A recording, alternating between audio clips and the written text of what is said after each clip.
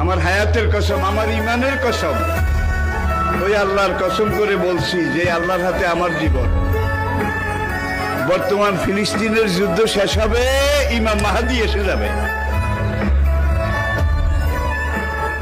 ইমাম মাহাদি আসার 9 বছর পরে, ইমাম মাহাদি আসার 9 বছর পরে ঈসা আলাইহিস সালাম আসবেন। আর ইমাম মাহাদি আসার পরে 9 বছর, এটার মধ্যে দাজ্জাল তার আবির্ভাব ঘটবে। এমন সময় আমি আপনাদের সাথে কথা বলছি, হাদিসের ভাষ্য অনুযায়ী